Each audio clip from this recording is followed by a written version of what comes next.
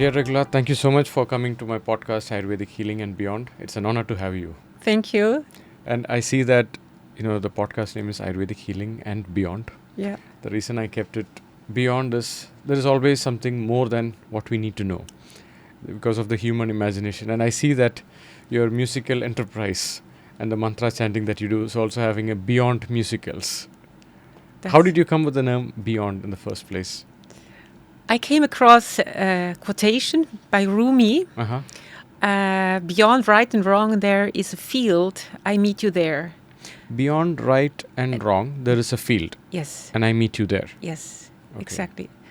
What means, it doesn't matter what is right and what is wrong. It is the field of love and compassion which counts. That's the way I I would like to repeat that again. Beyond right and wrong, there is a field and I'll meet you there. Yes. So what it means, it sounds like right and wrong is our own judgments. Correct. And I will see you in a place, it is above the place of judgment. Yeah. If I understand that yeah. right. That's what unconditional love is. You're not feeling judged, you're not being labeled or categorized or classified. Correct. Yes. Oh. Yeah. Yeah. And beyond right and wrong, there is this field and I meet you there. Wow. Yeah. That's a very profound statement. Yes. Thanks for starting with that fantastic quote. I mean, I love Rumi's quotes. It's very powerful. Yeah. And this again sounds like, I'm sure you must have heard about Victor Logo. Yeah. He came with the logos therapy where he talks about between stimulus and response, there is a space. Yes. And in that space is your space for growth. Yes.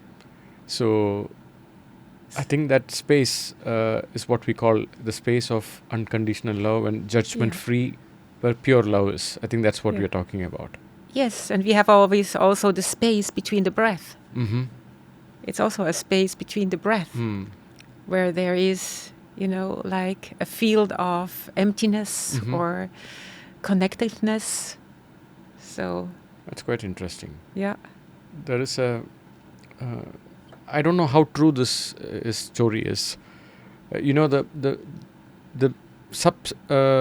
metrics for a unit of time, the metrics that we measure the unit of time is called second. Yeah.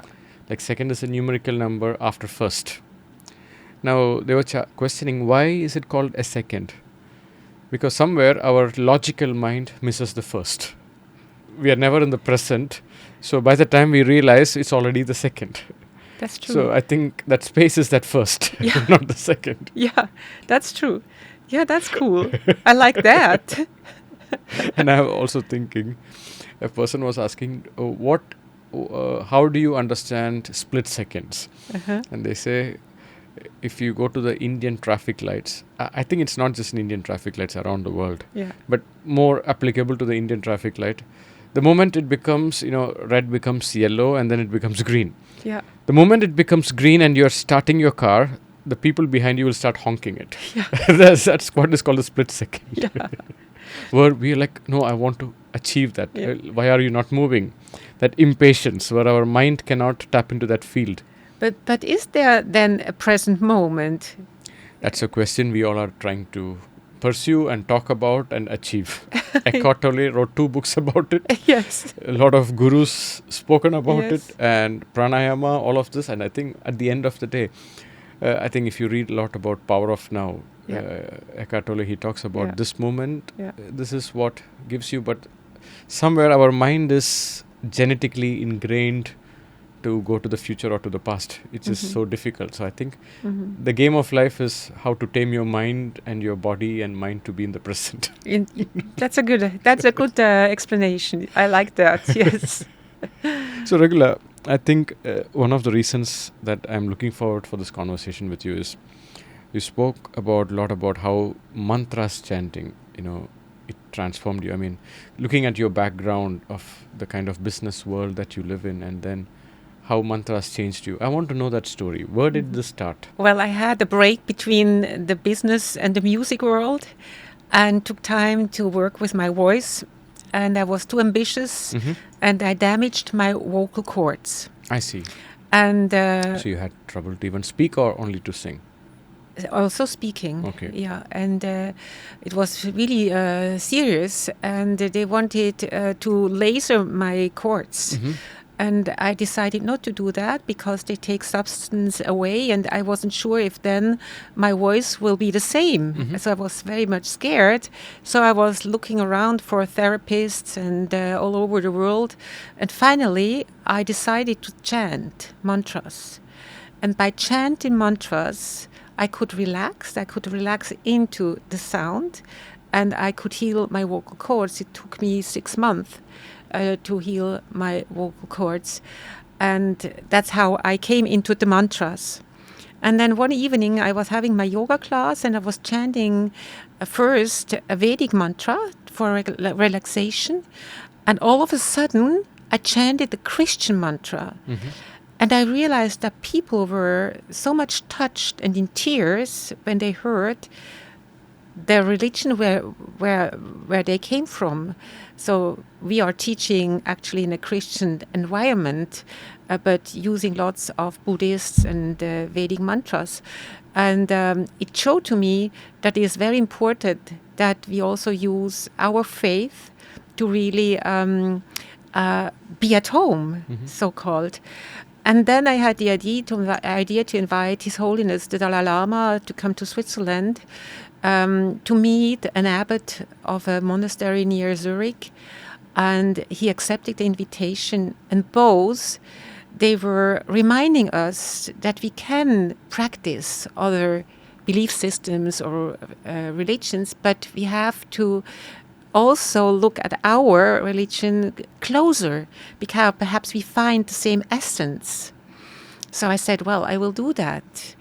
And I started to think about Christian prayers, to sing like a mantra. And all of a sudden I had this idea to merge it with a Buddhist voice, and found a singer, a friend of mine, who came from the Kailash, the Tibet, in 1959.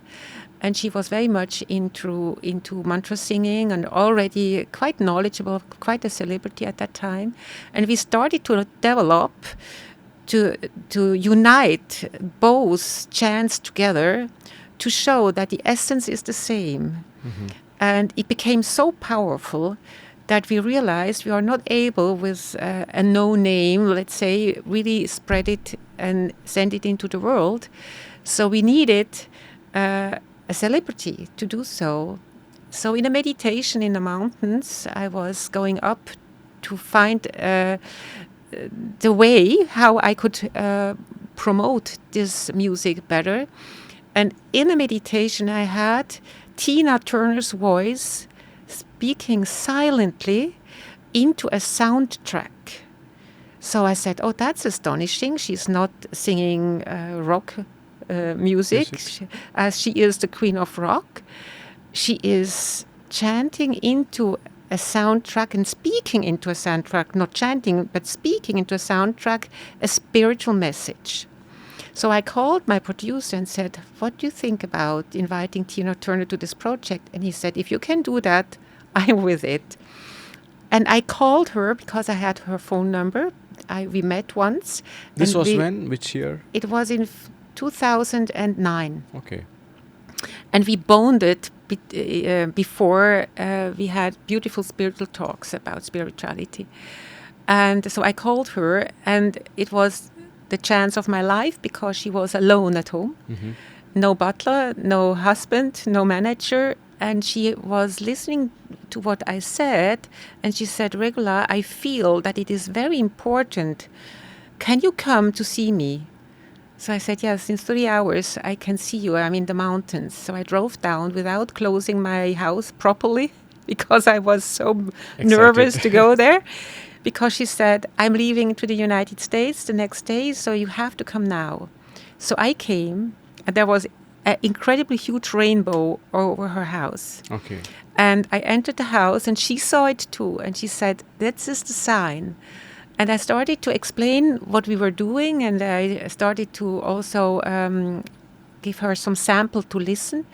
And then she said, I was told from a psychic woman that I will be one day in spiritual music as well, and working together with other women. That's the moment. Now, you can have my voice, my name, and my knowledge.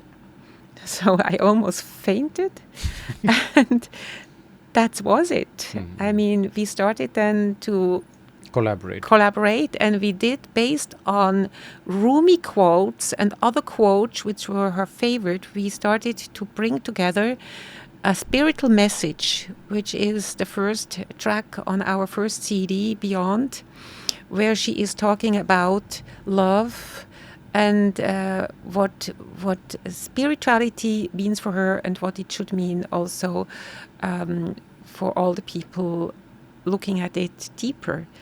So that was a very beautiful process, because we were like writing quotations on paper, sheets of papers, putting them on the floor, and we were like walking around and pointing out to certain words and bringing all together. And then at the end she said, now I have to sleep over, because I would like to find my own language, and the language the normal people speak.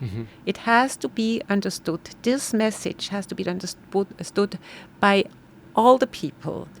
So next day she came and she simplified it in a way, in her own wordings, and that's what everybody can listen to it now.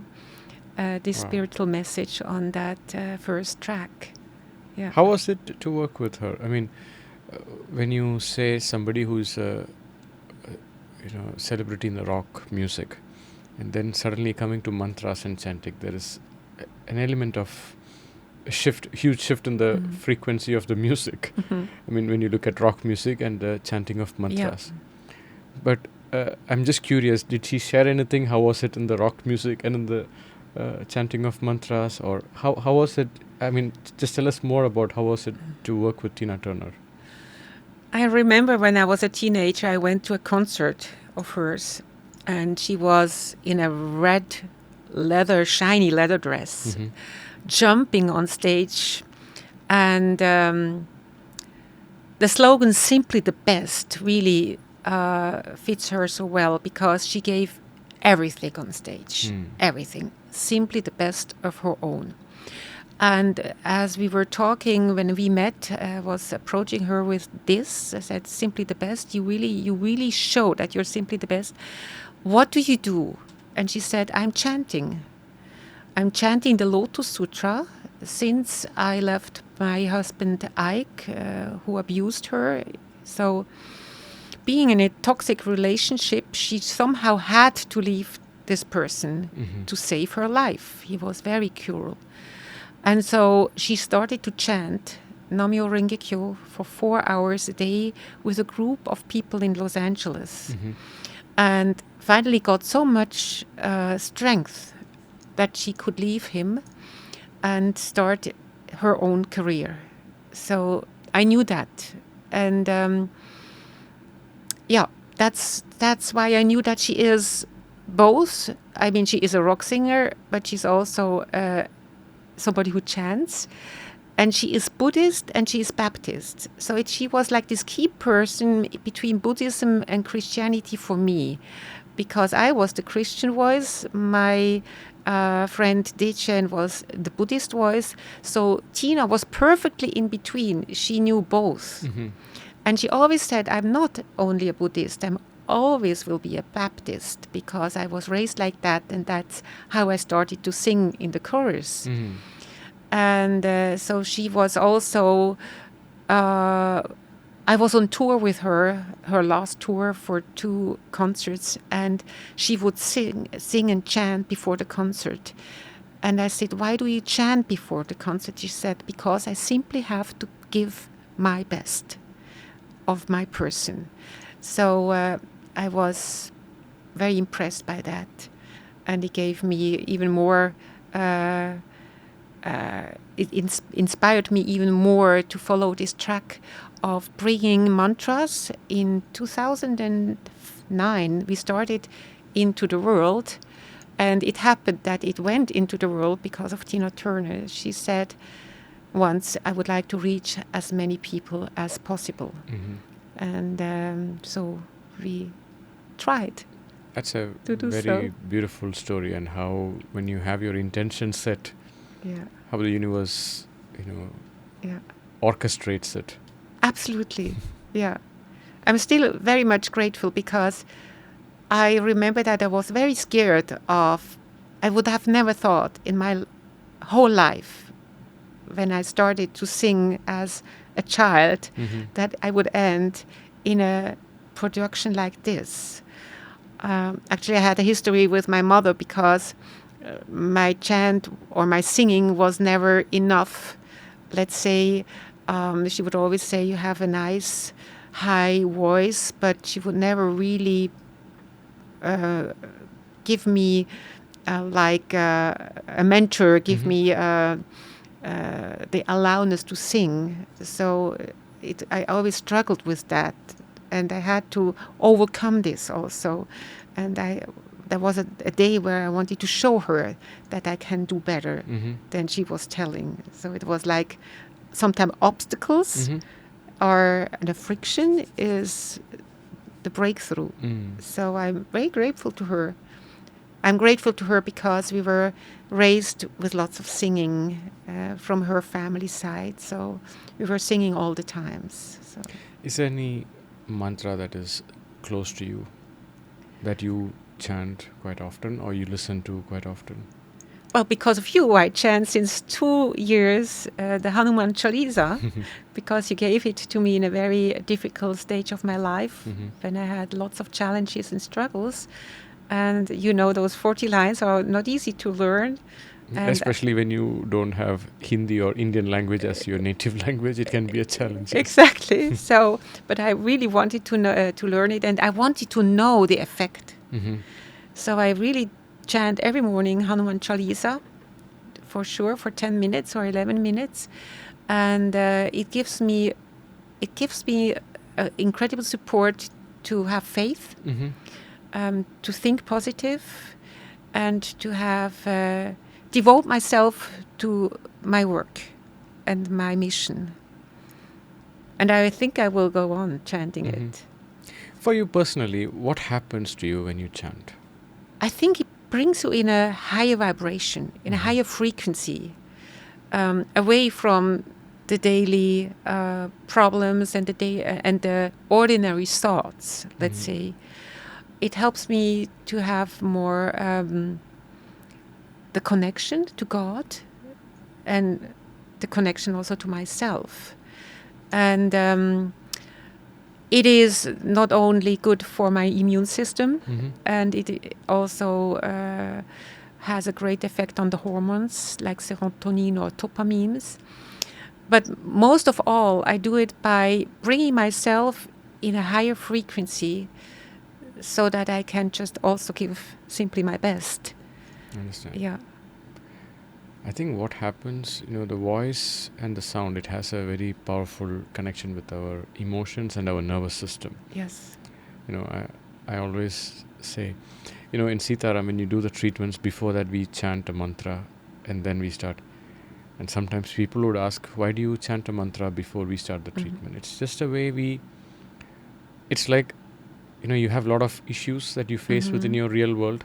It could be, you do your daily chores of work, and suddenly when you come to the treatment room, you're forgetting all of that and you're surrendering to yourself. And the therapists chant this mantra. It's like somewhere they are also forgetting, they are also humans. They're forgetting all the other things, and now I'm surrendering to my higher healing self, where I can be a channel to heal that inner intelligence that is healing through me to the patient that is coming to me. It's so beautiful. Yeah. And somewhere when we chant, what happens is it helps us to raise our vibration, as you said. And this, usually when you look at people who are chronically stressed, it's just that they forgot how to change that vibration they are in. So one of my teachers, spiritual teachers, he used to say, chanting a mantra is like giving CPR to your lower vibrations. You know what's a CPR? Like when the heart rate is very low, in order to bring back the heartbeats, you give an electric shock. And this electric shock just activates that vibrations back, and the heart beats again back. Yeah. So it's like it helps to correct the heart rate. Yeah. Sometimes it is going low. This shock helps to bring that back. It's just increasing the vibration. Yeah. Same way when you could be in a downward spiral mode of your emotions and thinking about something not good. Yeah. And our mind is a fantastic champion in thinking about the worst case scenario all the time. So when you have such a genetic imprint, and suddenly when you chant the mantra, slowly you are turning that energy around. And I think one of them is Hanuman Chalisa. For some people it is Nam Yoho Renge Kyo. So some people, there are many fantastic Sufi chants that they do. Oh, yeah. And for some people it is, even when you go to the church, certain music, when you hear, you will feel as if you are channeling a God energy there. Yeah, absolutely. And I think, and I'm sure, I want to discuss with you about music as well, because when we channel that music with that certain intentions, with these words in a particular frequency, it totally uplifts us. I am fascinated how powerful the mantras can turn around your vibrations. Yeah, absolutely.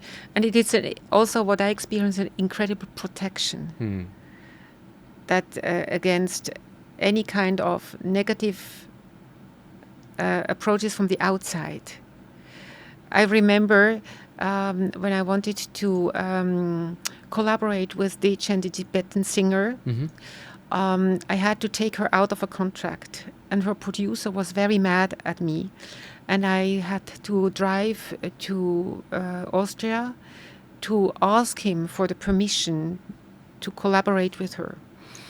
And I knew he's a very difficult person. So I went to the monastery where I had the celebration with His Holiness the Dalai Lama, and was chanting for a whole weekend, Kyrie eleison, Christe eleison, Kyrie eleison, Christe eleison, I think 6,000 times. And when I was going to meet him, I was full of that sound.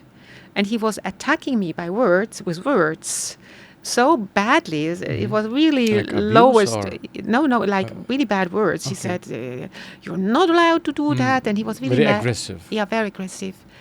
And I was so calm, and I felt there was such like a light around me, which no arrow could hit me. It's like a firewall. It was like a firewall, exactly. And this experience I have many times when I also in meetings, not because people attack me, but just to have the protection that I can really speak from my inner intelligence. Yeah. Yes. So I feel protected and I can do so, and I'm fascinated by that. The more I cultivate it, the more I can feel it, and the more I think I can really bring my potential into what I do, and not pleasing other people too much, or thinking what I should tell to please them. It's amazing how it gives you that shield around you. I understand.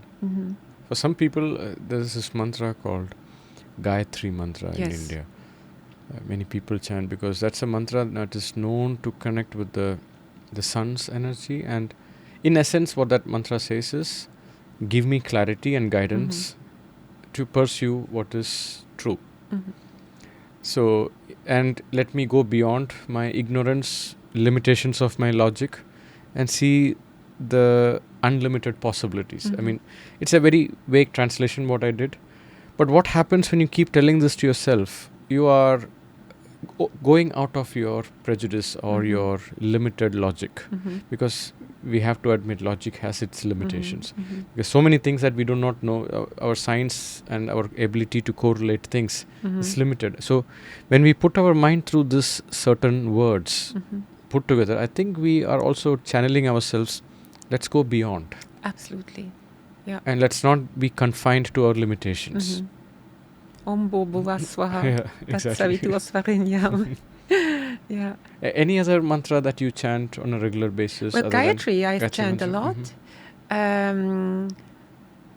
the Mrityunjaya mantra. Yeah, mantra as well. I like that a lot to really help let go.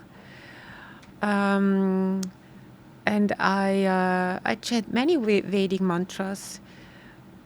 They are my favorites. Yeah. And how do you, like, do you see a change, like, you from the day you started your mantras? Like some people say, you know, after some people call certain elements in their timeline as before this and after this. Like some people say, oh, before Panchakarma and after Panchakarma, my life was different.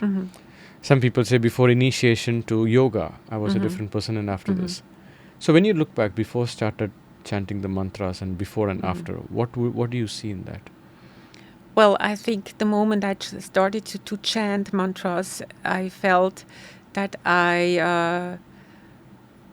it really uplifted me to more that I can be. I felt that they were supporting me to become better. I see. And also more closer to God.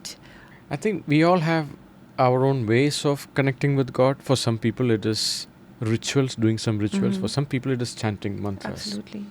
Yeah. For some people it is the sound of that, vibrations of these mantras that connects them. Yeah. And Regula, you said now you're starting a lot of using music as a channel to, uplift. I'm curious to know more about that project. After having done 4 albums and really have covered the 5 main belief systems, I was wondering what should I do. And I said, it was a women's project. It was based on religions. I have to open up. I have to invite men, children, older, younger people. That's beyond. And also go beyond styles. And so a friend of mine, we met 11/11/11 in Rishikesh in India. And she wanted to do she's a lawyer. She wanted to do something spiritual and something meaningful. So we were talking about that I have something in my mind to develop the Beyond project further into something much broader. And we decided to build up a digital platform, Beyond Music, for musicians worldwide to collaborate, but across styles, really go beyond borders. So we were succeeding in building up a digital platform to unite musicians and also to give them the inspiration to compose and collaborate for social change. Because we strongly believe that music can really move the world. It's a universal language, and it can transform people, it can transform the world. So social change is the big underlining motivation we have in our mission, that we compose music with those musicians. And every year we have an award. I see. So we call... we send out a call for collaborations, and they have to meet at least 2 or 3 people from different countries to collaborate, and they should not know them. And so they collaborate and they make a song with a topic in the field of social change, and then we give them an award. We have a system to then produce it with a star musician. The same concept as with Tina Turner, but we have now a very famous Afrobeater, and we have an African singer. We had, not the really stars like Tina Turner, but really good singers who promote then this music of the musicians who have gained the award and produced with the star together in his studio. So that gives them also a platform to be seen. So we help those musicians also to be seen more in a collaboration with a star, as we had the opportunity. It's like actually giving back what we have, what was given to us. And we are now in the 7th year.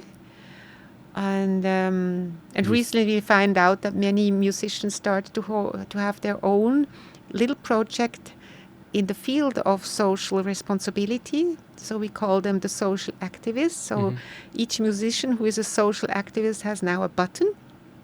And you can get on this button, and then you see what he's doing with music in society. Sometimes it's about helping in region with war, like Ukraine or Palestine or Rwanda, or they have projects to work with kids from the streets or working in hospitals with music. So I'm very proud that we have now. You find it very fulfilling? Yeah, that we can now help them, that they are always also being seen with their social cause. Yeah. That's really touching. And you already started seeing the changes it is bringing in? Well, the problem is, I mean, you have to have lots of money to really market that music. I mean, we wish, of course, that the music is also spread into the world even more, and you just need lots of money to promote it on the streaming platforms. And at the moment, we do not have this money to promote it in a way that it can really touch more people. And we hope with this project we have many incredible hits who are talking about abuse of women around the whole world. And it's very touching to see that mostly men are singing and have done the text. And recently we did a production in France with 3 singers from Africa, Switzerland, and another country member. And I was so touched that men are singing for women. And I said, why did you choose this theme? And they said, we had all good mothers. And we like to protect our mothers and the mothers to come. So I found it very beautiful. So these songs, there are 3 songs with the same theme, which are talking about the abuse of women. I really would love to spread into the world and try to find ways to spread this mission. To spread this mission, yes. It's wonderful. Yeah. So, Regula, in your entrepreneurial world with bringing spirituality and going through the chanting, and it's the entrepreneurial corporate world is full of, you have to hustle a lot to achieve. Now, where do you bring spirituality in here, and where do you see a future? What are your new projects that that you are following and focusing on? I realized that ancient wisdom can give a better base for a human being to create new things, like new technology also. We know all that our children, they are damaged by the devices, and they lose contact to nature. They lose contact to their inner self. And that's really scary. And I think ancient wisdom has tools who can help the modern world to become reconnected to the base, to the source, and then from there invest their ideas into new technologies, into the new world, and also to save this planet. I mean, we have a challenge to save this planet.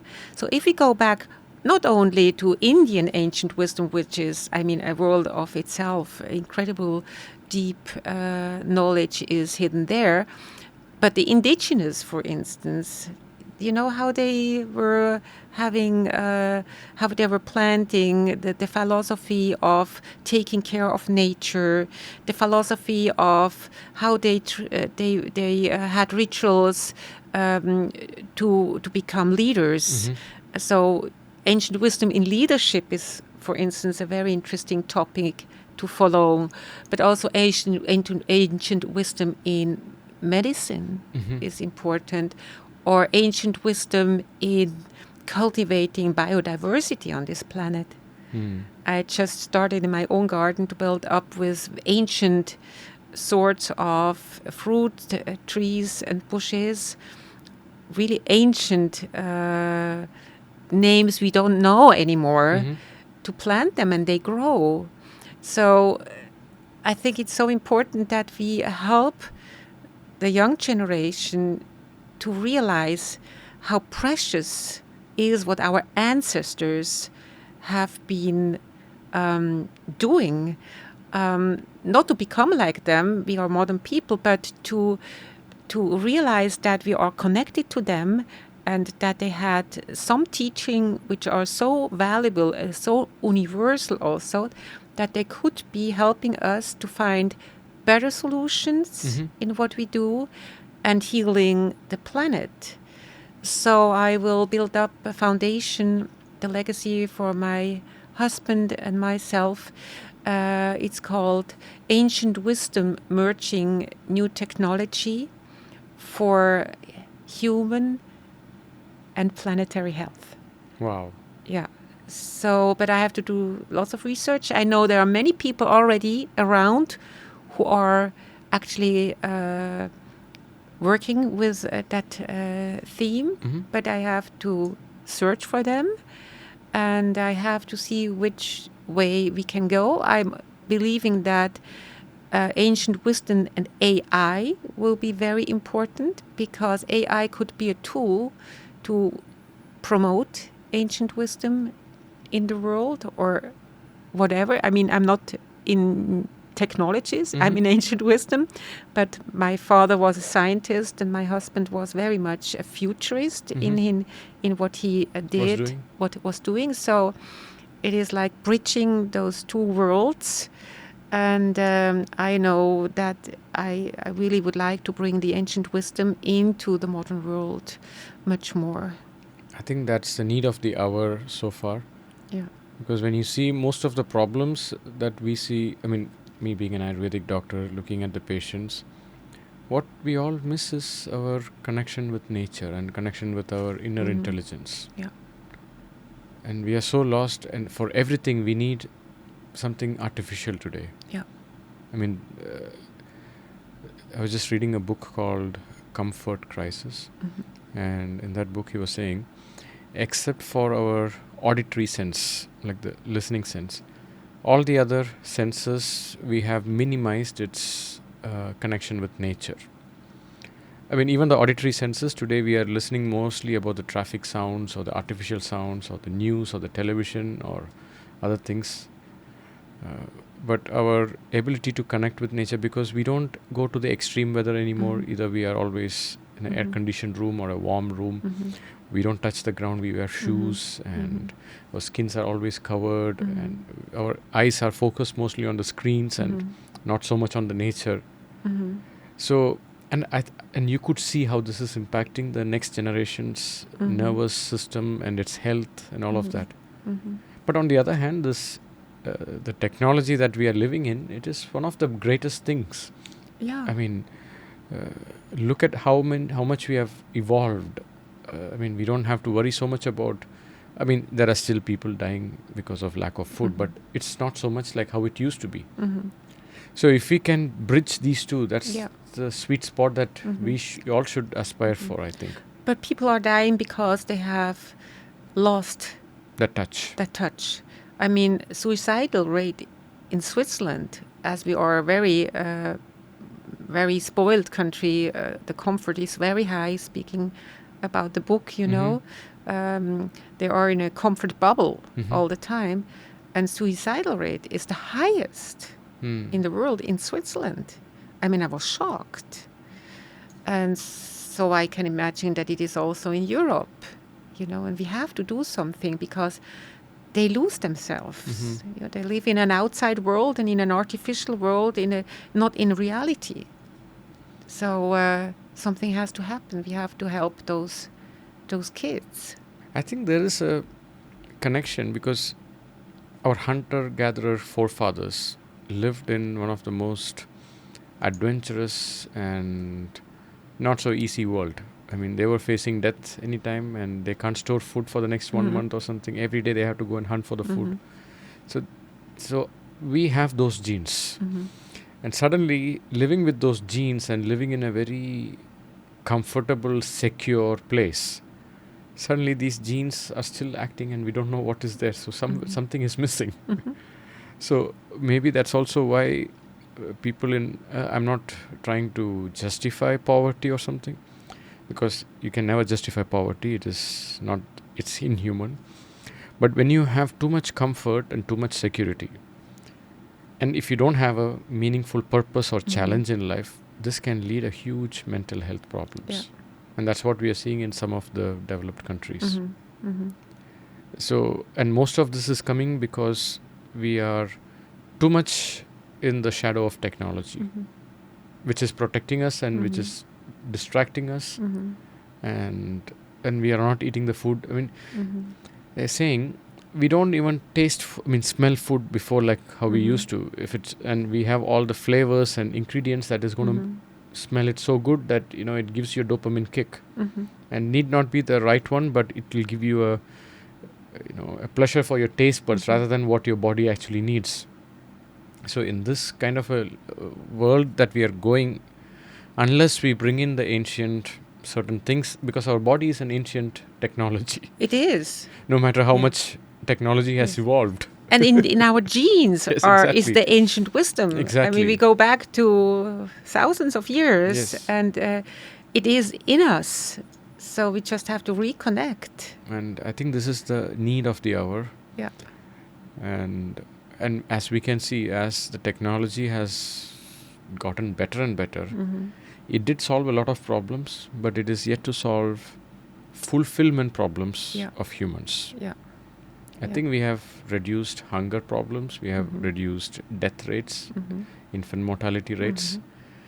But if you ask the quality of life, if you ask, longevity has increased, but the quality of life, it's still debatable. Are people really fulfilled and happy and content? These are questions we need to address. But is it important, the longevity? I'm always wondering, is it that we all want quality of life? Absolutely. It doesn't matter how long it is, but quality. And when you have quality of life, then longevity is there. So I'm always a little bit smiling at this movement of longevity with all the biohackers. Yes, exactly. Everything what you have to consume and buy to live longer. It's much more simple. I think modern medicine has done a fantastic job when it comes to keeping a person alive.